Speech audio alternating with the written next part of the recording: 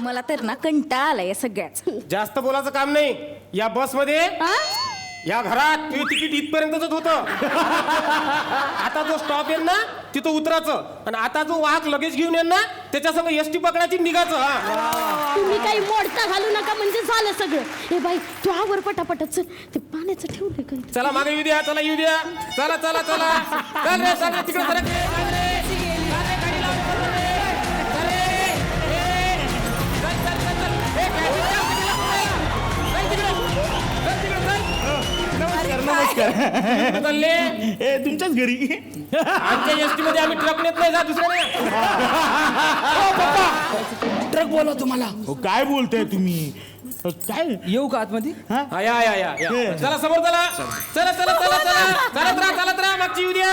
ए आपल्या घरी कोण आलं ते पाय बरं. कोण आले? तिथे कुठे चालले तुम्ही? इथं बसा ना.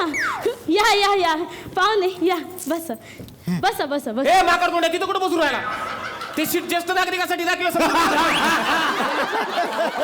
तुम्ही बसा तुम्ही बसा वा वा वा वा. तुम्ही बसा.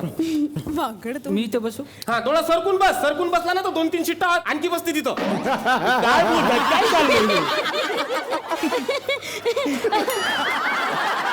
तुम्ही त्यांच्याकडे लक्ष देऊ नका. पण तुम्ही एवढ्या वेळ उभे नका राहू, बसा की. अरे बसून कसं जमन? येणाऱ्याची कोण फाडणार?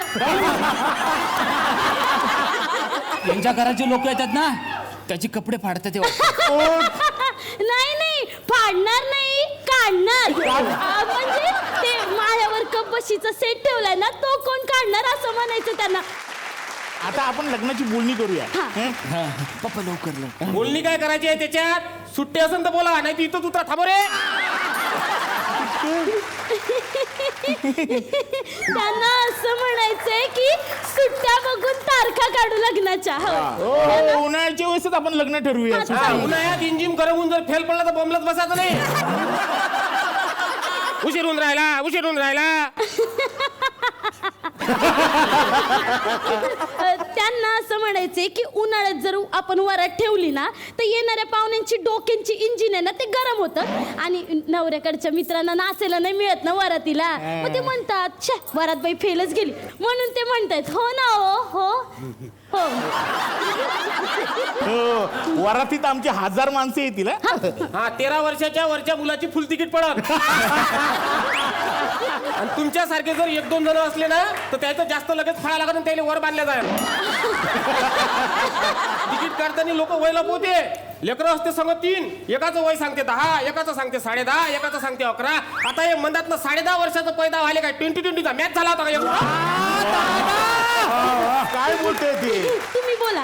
हा बरं, ही मुलाची पत्रिका आणते मी. घ्या घ्या. हा काय लिहिलंय काय? आता वाच. हा आता हे काय गुरु आणि शुक्र एका स्टॉपवर थांबून ट्रॅफिक जॅम करताय. राहू सिग्नल तोडून मंगळाच्या माग चंद्रोच्या टेपात घुसलाय. आहो त्यांचं ना अख्खं आयुष्य कंडक्टर म्हणूनच गेलं म्हणून असं बोलतायत ते. बाकी काही नाही. हो ना हो हो. पप्पा मला पूर्वी आवडली. मी काय म्हणतो, मुलीबद्दल आणखीन माहिती सांगा ना जरा. त्यात काय सांगायचं आहे? कोणाला विचारून घ्या. हात दाखवा, गाडी थांबवा. काय बोलताय काय? म्हणजे त्यांना असं म्हणायचंय की पोरापोरीचे हात दाखवून घेऊ ना ज्योतिषाला. हो ना हो. बरोबर. आमच्यामध्ये काय रिवाज आहे की मुलीचं लग्न ठरलं मुलीच्या बापाला कपडे करतात. अच्छा बरं, तुमचा आवडीचा रंग कळेल का? खाकी इथं 2 खिशी शिवजा.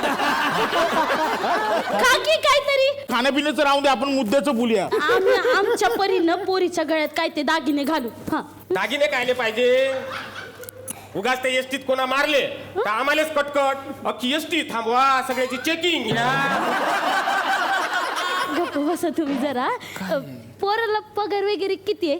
अहो 25,000 रुपये पगार आहे हा. आणि वरची कमी 8-10 हजार. लाज वाटत नाही? 25,000 पगार असून वरून 8-10 हजाराची वर कमाई करतात. आमच्याकडे पहा पॅसेंजरचे 8 आणे जरी राहिले ना तर त्याचा स्टॉप याच्या आधी चिल्लर करून त्याला वापस देतो. वा वा. थांबा रे गाडी.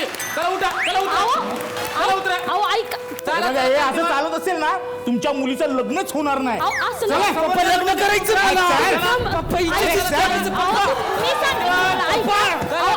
अहो तुम्हाला काही कळतं की नाही? कोणासमोर पण काय पण बोलता. अहो तिसऱ्यांदा तुमच्यामुळे पोरीचं लग्न मोडले. काय अक्कल बिक्कल आहे की नाही तुम्हाला? नाहीतर काय, कधी कधी तर असं वाटतं ना, असा बाप मिळण्यापेक्षा जन्माला आले नसते तर बरं झालं असतं. तुझं फक्त लग्न मोडले, पण त्याचा विश्वास मोडलाय. जेव्हापासून त्याला असं कळलंय ना की बस कायमची बंद होणार आहे, तेव्हापासून हा माणूस असं वागायला लागलाय. अगं तुझ्या बापाने ना आयुष्यभर बसची सेवा केली, इमानदारीने नोकरी केली त्यांनी. या सिस्टीमला ना त्यांचे प्रश्न महत्वाचे वाटतच नाहीत, त्याचाच धक्का बसलाय त्यांना. बेटा मला ना खूप भीती वाटते. जसे डायनोसॉर नामशेष झाले ना, तशी कंडक्टर नावाची जमात पण या जगातनं नाहीशी होऊन.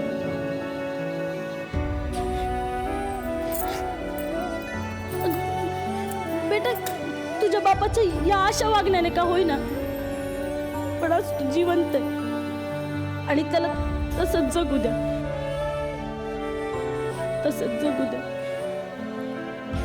तसंच जगू द्या.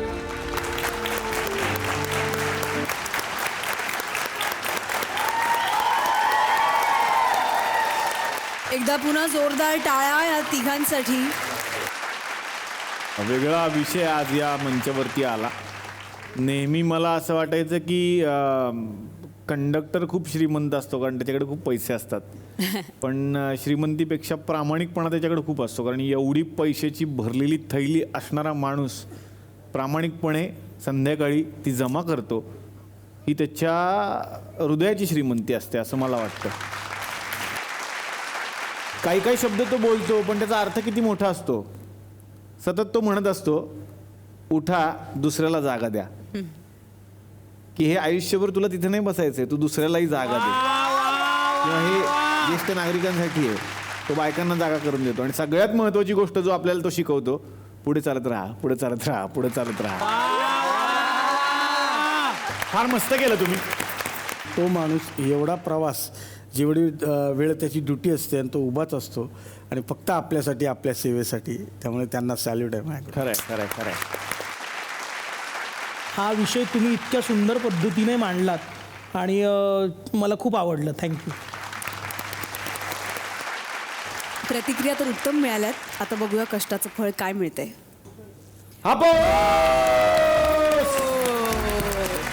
दोघांनाही हापूस मिळालेला आहे. Yes. डॉक्टर दोघांनाही या ॲक्टसाठी माझ्याकडून देतोय सफरचंद. तुम्हा दोघांचे खूप खूप कौतुक आणि शुभेच्छा. Yes. थँक्यू.